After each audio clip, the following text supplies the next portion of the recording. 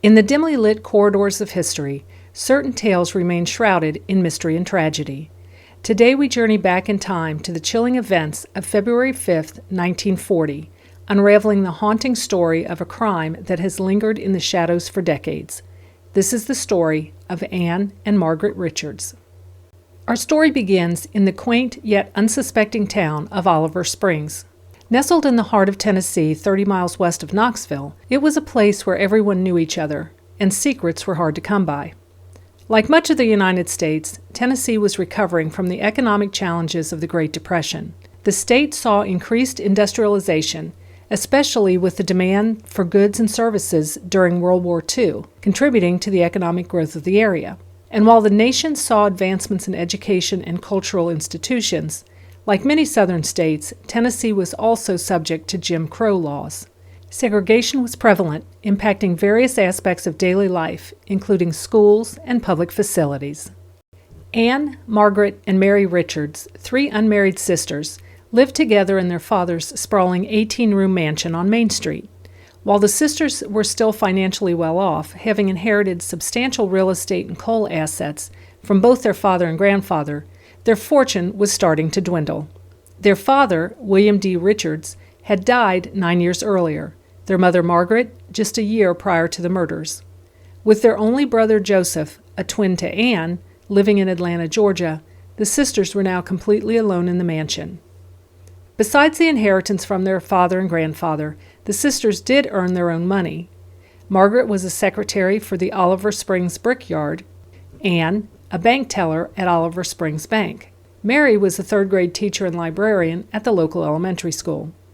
The sisters were also active in social, civic, and church affairs and were well known in the community for their generosity.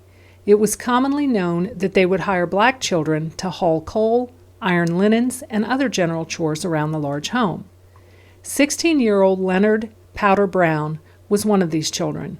Known around town as a timid and gentle soul, Powder, as he was generally called, had a fear of death and guns.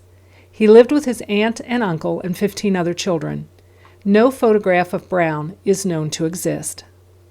Just after noon on the day of the murders, Mary, who was at work at the elementary school, wrote a note to her sisters confirming plans for later in the evening when the sisters planned to go see Gone with the Wind. There was no telephone at the school, and this was the usual means of communication between the sisters. Mary sent a couple of her students to deliver the note, but they returned saying no one answered the door. A few minutes later, Mary sent 2 more students to deliver the note, and they too returned saying no one answered the door. Mary left school at 3 p.m. to attend a missionary meeting at the home of her aunt, Mrs. Sarah Phillips. When told her sisters were not at the meeting yet, she telephoned them. Getting no answer, she was not overly concerned, but she went back to the home to see what their delay was. Upon arriving at the house, Mary found her sister Ann in a pool of blood on the kitchen floor. Screaming hysterically, she ran from the mansion, attracting the attention of 2 neighbors, teenagers Fred Hooper and M.B. Gass. Hooper would also see Ann on the floor and, realizing that they needed adult help, called for A.T. Hill and William Sharp, Jr. Upon entering the home, Hill and Sharp found 48-year-old Ann Richards on the floor of the kitchen with a bullet wound in the front of her head. There were signs of a struggle and chilling evidence of how terribly ordinary the day had been just moments before.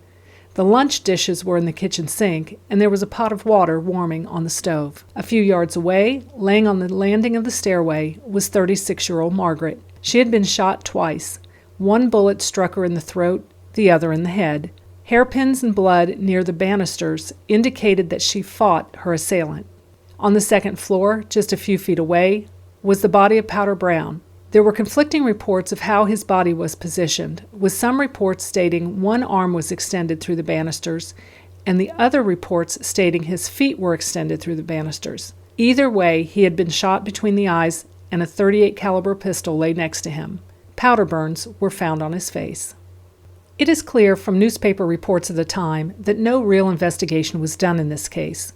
From the outset, Sheriff Bob Smith determined that Brown shot the 2 sisters and turned the gun on himself as a murder-suicide. Even though many would disagree with him, including the coroner and the inquest jury, he held firm. This mindset is not unexpected, as Brown was black and the 2 sisters white in an era of Jim Crow laws. 2 days after the murder, Smith proclaimed, "Double murder-suicide will be Oliver Spring's verdict." Claiming rigor mortis had set in for the women, but not yet for Brown, Smith determined that the women died a good while before the Negro. The motive Smith put forth was that Brown was upset because the sisters gave another boy a better suit than they gave him. The gun found at the crime scene, a 5-shot single-action .38, belonged to a neighbor, Gerald G. Boss Hanna. It conveniently was found to be missing from his home that day, although it had sat out on a bedside table in his room for 3 years, according to his son-in-law, Vaughn Blanton. It was speculated by Smith that Brown, who also did odd chores at the Hanna house, had stolen it. Joe Kirby, fingerprint expert from the Brushy Mountain Prison, examined the gun and stated it had no fingerprints on it. The gun was returned to Hanna just hours after the killings. While not truly investigated by police at the time, a clear timeline did emerge.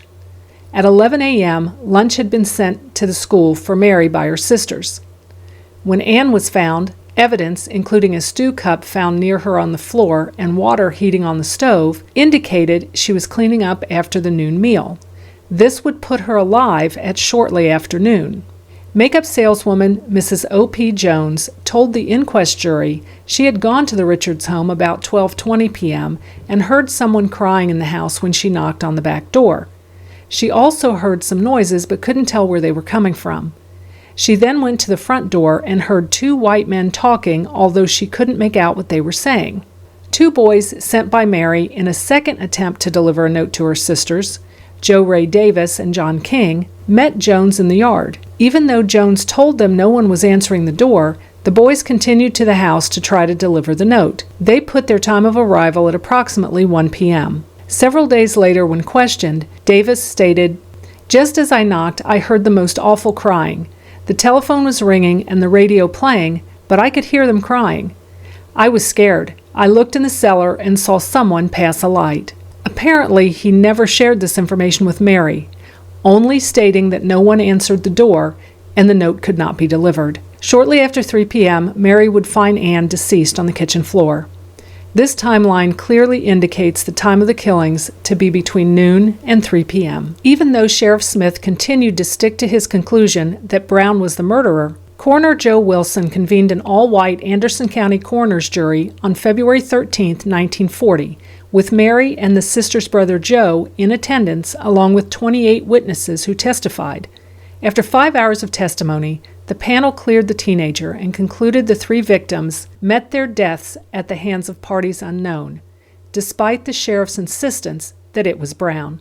Other information that came out during the inquest was the location of a 4th bullet found by Joe Richards in a box in the kitchen, indicating to investigators that the suspect had come up through the basement and shot Ann. They found the basement door open and the light on. It was also revealed that while neither Brown nor anyone in the Richards household smoked, a saucer full of cigarette butts was found in an upstairs windowsill. A.T. Hill, who had gone into the house with William Sharp after being summoned by Hooper, initially told reporters that he pulled the gun from Brown's hand. However, at the inquest, both he and another witness, Mitchell Buck, stated the gun was under Brown's hand. Sharp stated the gun was by Brown's side. Witnesses testified Brown was known to be timid and easily frightened, and no one knew of him ever shooting a gun, yet the women had been shot with deadly aim. Brown was said to have been afraid of even firecrackers. 8-year-old Tommy Diggs, a member of Mary's 3rd grade class, testified that he was one of 4 students sent by Mary to the Richards home that day. He recalled getting no answer, however he did hear voices from inside that may have been the radio. He also stated that he saw someone moving around in the basement, and he heard a gurgling sound. Witnesses also testified 2 white men had asked directions to the Richards home shortly before noon. Robbery was ruled out as there was $25 in cash on the mantel and other valuables were left undisturbed. Following the inquest, Joe and Mary hired a private detective from Knoxville, J. E. O'Connor. He obtained the bullets and other rounds fired from the suspected murder weapon and sent them to the FBI for ballistics testing. The results were inconclusive. As the days turned into weeks and the weeks into months, the murders of Ann and Margaret Richards and Powder Brown remained unsolved. Several theories were identified, including the fact that 2 parolees from Brushy Mountain Prison might have committed the crime, and that 2 white men had asked directions to the home just before noon, but the sheriff discounted them, insisting that Brown was the killer. He discounted the statement of Mrs. Jones by saying that she probably heard the radio and not actually 2 white men talking. Although certainly not an admission of guilt, Gerald Hanna, owner of the alleged murder weapon, kept silent and left town on the day of the inquest. Hanna's property was just across the street from the Richards mansion. There was rumored to be a long-standing dispute over land and mineral rights that dated back to the 1870s when Hanna's father, Major John Hanna, a Confederate war veteran, leased a house and property from the sisters' grandfather, Joseph Richards. The relationship between the families became strained due to Major Hanna succumbing in 1880 to an old wound sustained at the Battle of Shiloh, and Joseph Richards subsequently taking legal action to evict the Hanna family from the mansion on the hill above Main and Spring Streets. That mansion burned soon after and was replaced by the ornate Victorian mansion in which the sisters lived. A double funeral for the sisters, with more than 1,000 attendees, was held in the Cumberland Presbyterian Church with loudspeakers set up outside to carry the words of the minister to those who could not squeeze inside. They were buried side by side in the Oliver Springs Cemetery in matching metal-silver coffins lined with white crepe. In contrast, Mary Richards, along with Leonard Hacker, the man who embalmed Brown's body, buried Powder Brown quickly and secretly in the town's black cemetery to prevent the local Ku Klux Klan from obtaining the body and dragging it through the streets. Hacker would state in a 2001 interview that Brown did not have powder burns on his face, despite that being the claim from the beginning.